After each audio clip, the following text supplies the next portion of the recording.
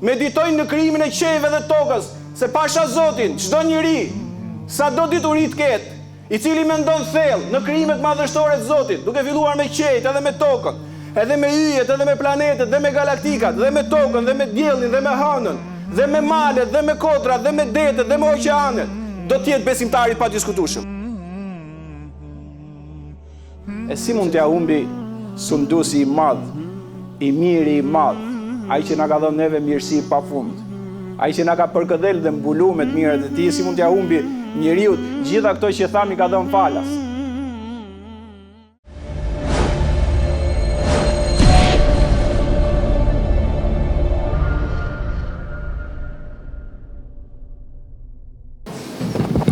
Assalamu alaikum wa rahmatullahi wa barakatuh.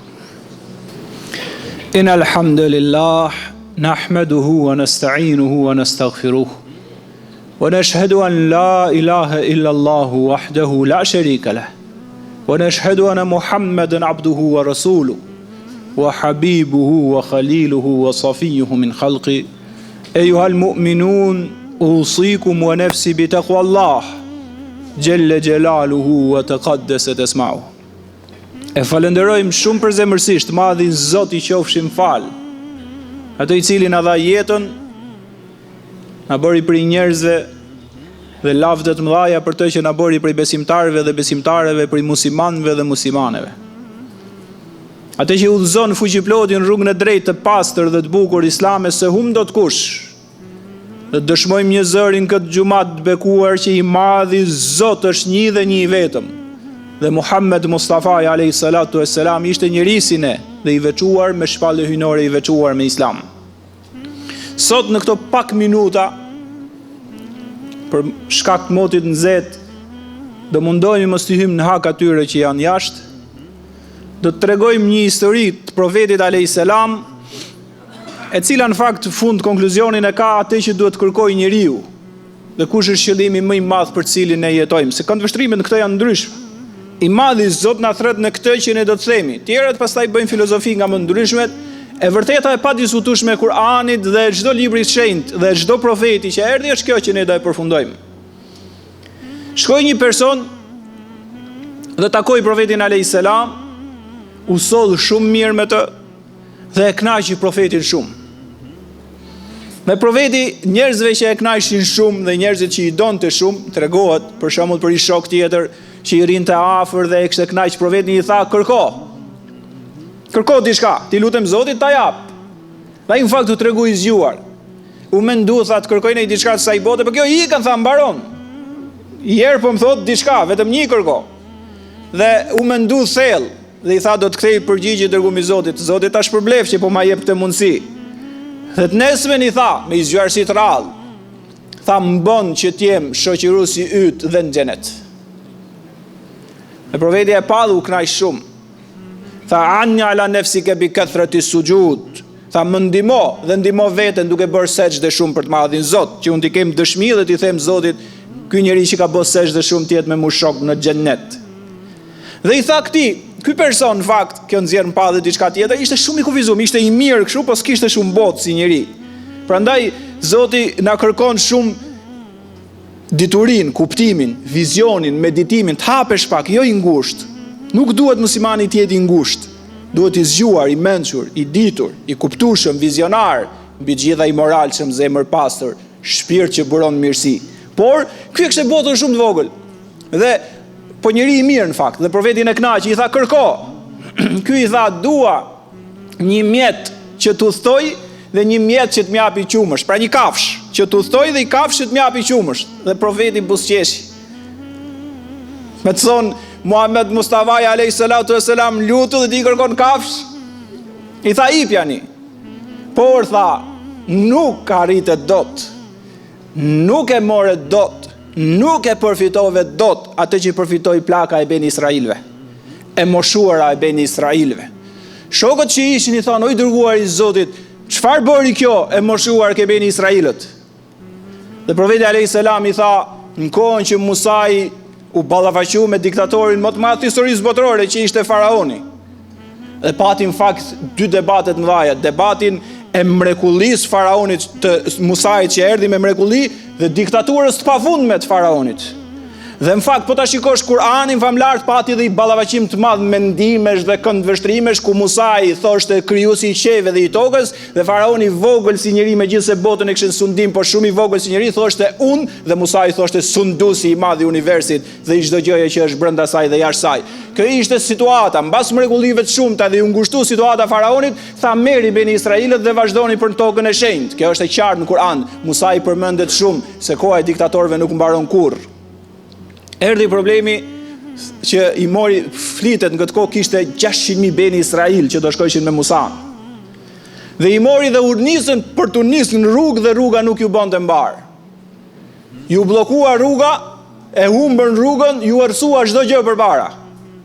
Dhe i tha Musa i Beni Israilve, dietarëve të mëdhtë Beni Israilve, që dinin traditën dhe kulturën, tha çfarë është kjo? Tha harrua më i dërguari i Zotit. Tha Jusufi alayhis salam, profeti i madh që përmendet në Kur'an, sura Yusuf. Tha ka lënë një amanet. Tha çfarë është amaneti i tij?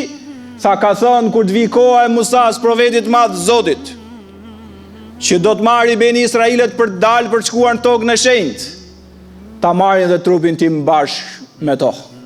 Dihet që trupat e profetëve nuk i tret toka, ato ngelin po ashtu gjithmonë. Nuk i është dhënë leje tokës i tresi ato, nuk ka gjë që i bën dëm atyre. Siç e kanë gjetë profetin Daniel, me radhë nuk duhet të ndalem kjo pikë.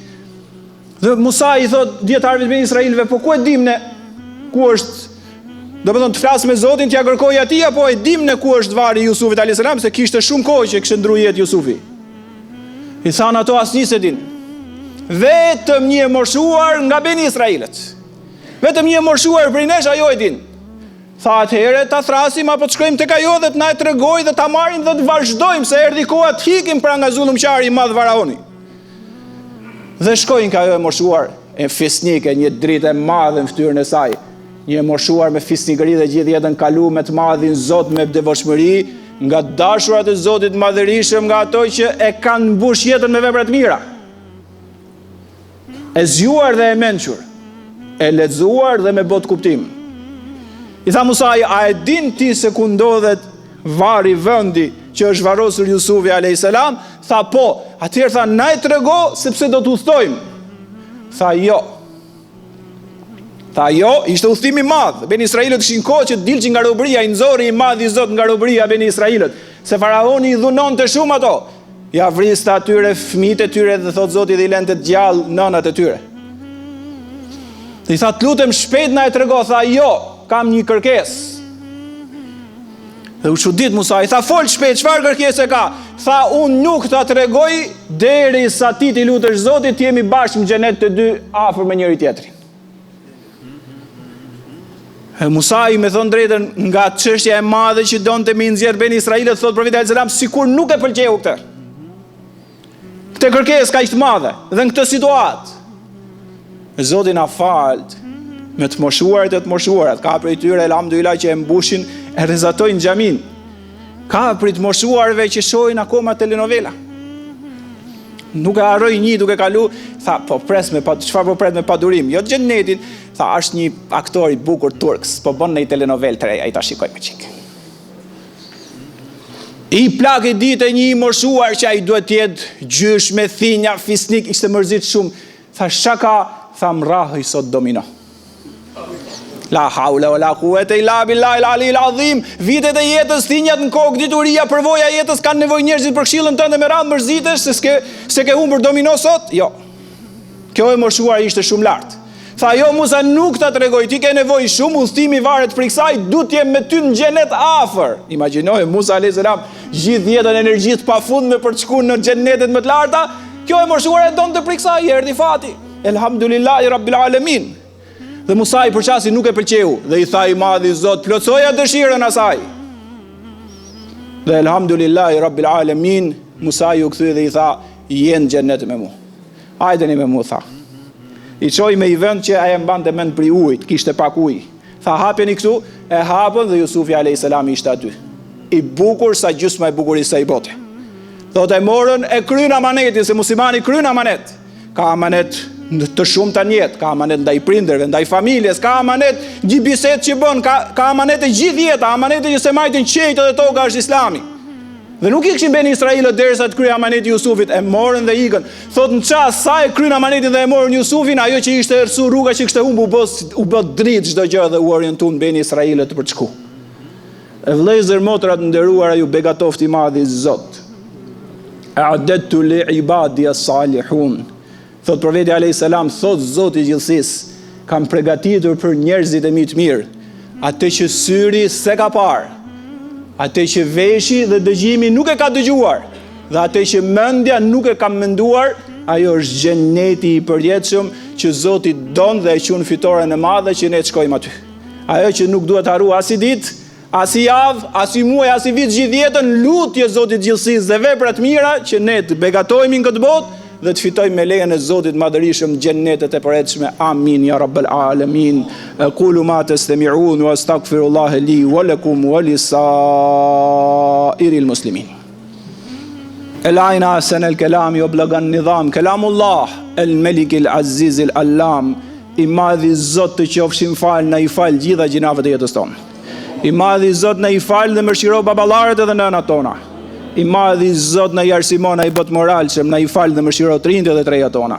I madhi Zot ato fëmijë fisnik që po rriten, bëj dietar të mëdhej të umetit islam. Bëj hafiz të Kur'anit famlar, të ruaj nga çdo e keqe, i madhi Zot. Na mundsot vdesim me fjalën la ilaha illallah si besimtar të devotshëm, i madhi Zot. Na jep xhennetet e Firdausit, na ruaj nga zjarri i tmerrshëm i xhenemit.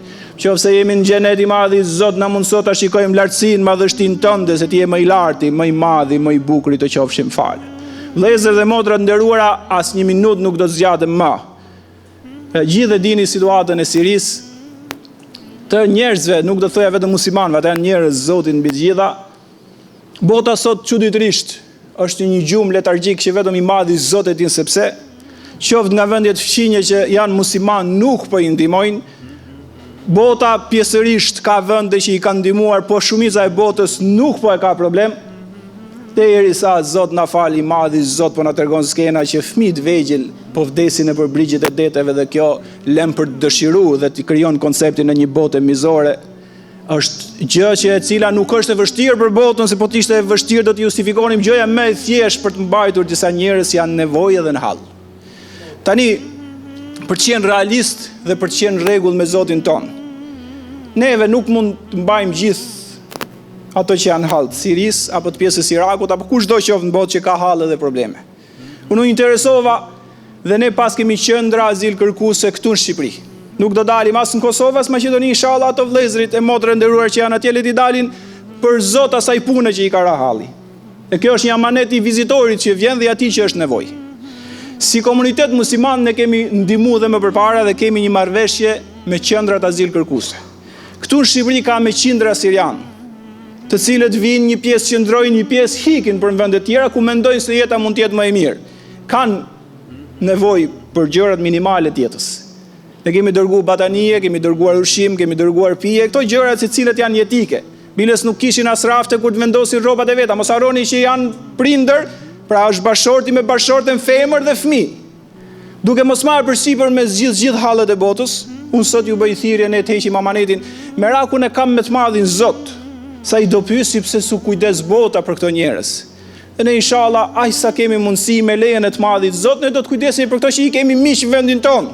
Dhe sot unë bëj thirrje, besoj dhe xhamiet e tjera, besoj kjo punë do të shpërndahet dhe më shumë, do të mundohemi ta nxjerrim rrjetet sociale, pastaj edhe në media, që kush ka mundësi dhe kush zemrën don që të bëjë një bamirësi, ka këto njerëz që sot mendoj që janë më nevojë se shumë e shumë tjerë, se imagjinoni janë ndarë nga njëri tjetri, bashortja mund të jetë diku, bashorti mund të jetë këtu, fëmijë është këtu, një fëmijë me i vend tjetër. Imagjinoni stresin psikologjik, problemet që ato kanë, nevojat minimale që atyre i duan.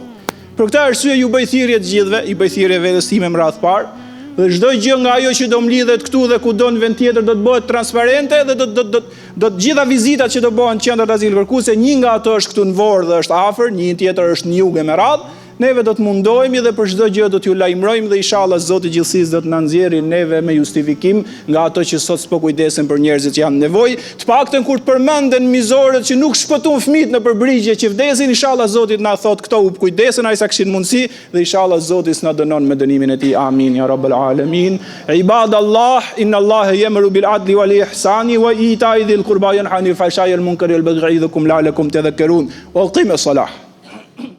Meditojnë në krijimin e qiellit dhe tokës, se pasha Zotin, çdo njeri, sado dituri të ketë, i cili mendon thellë në krijimet madhështore të Zotit, duke filluar me qiellin edhe me tokën, edhe me yjet, edhe me planetet, dhe me galaktikat, dhe me tokën, dhe me diellin, dhe me hënën, dhe me malet, dhe me kotrat, dhe me detet, dhe me oqeanet, do të jetë besimtari pa diskutueshëm. E si mund t'ja humbi sunduesi i madh, i miri i madh, ai që na ka dhënë neve mirësi pa fund, ai që na ka përkëdhel dhe mbulu me të mirat e tij, si mund t'ja humbi njeriu gjitha këto që thami ka dhënë falas.